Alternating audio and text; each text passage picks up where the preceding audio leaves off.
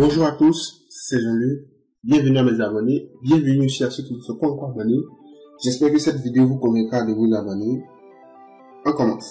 Alors aujourd'hui, nous allons voir les raccourcis clavier associés aux raccourcis souris. Donc clavier plus souris. Alors, vous permettez de naviguer sur SketchUp. SketchUp a créé une panoplie de raccourcis afin d'être libre de naviguer.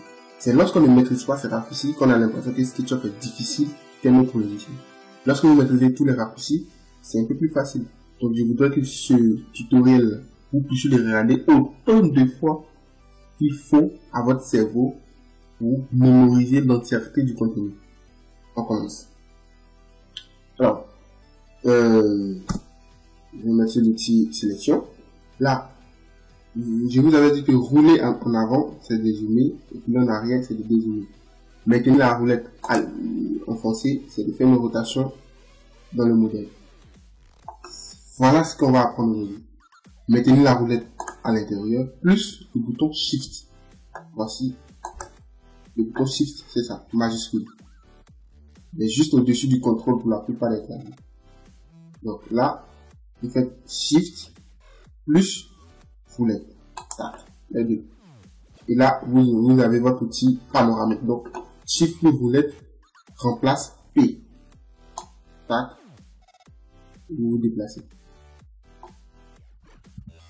Après, vous avez contrôle plus roulette. Donc, maintien contrôle à l'intérieur, plus roulette. Il vous permet de tourner librement. Vous voyez? Là, je tourne comme je veux. Je navigue comme si j'étais là. Je peux renverser le modèle comme je veux. Ça vous fait tourner la tête, n'est-ce pas? C'était mon objectif. Donc, regardez, quand j'appuie pas le contrôle, je suis pas libre de naviguer. Regardez, je suis un peu... C'est pas rapide en fait, vous voyez, parce que je suis contraint à rester sur... On est déplacé d'axe en axe, bleu, rouge, vert. C'est un peu rapide, c'est concentrant. Mais lorsque vous maintenez contrôle, tout devient fluide, libre. Voilà, tout mouvement, voilà. Vous allez comme vous voulez. Ensuite, vous avez contrôle plus E, effacer.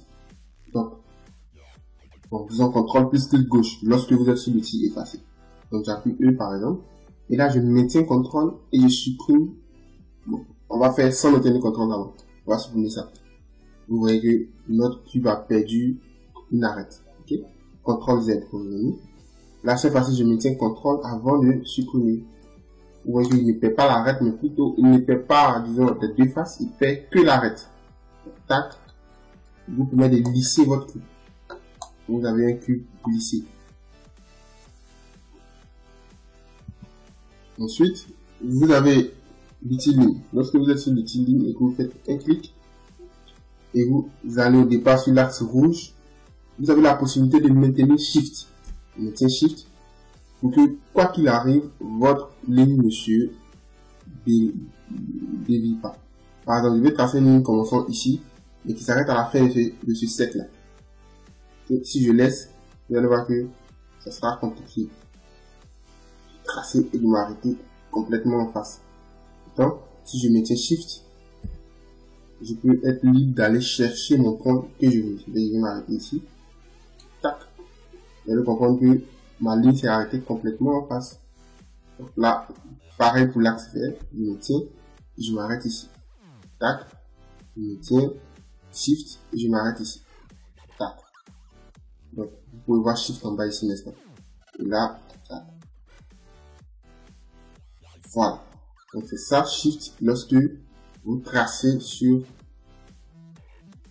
une ligne en fait. Vous permet de rester droit. Et enfin, on va utiliser un dernier. Vous avez déplacé dans l'espace. Je sélectionne tout cet objet là. 1, 2, 3 clics. Ensuite, je fais M. Je fais un clic de là. Je vais dire que M permettait de déplacer, n'est-ce pas? Je me déplace. Okay?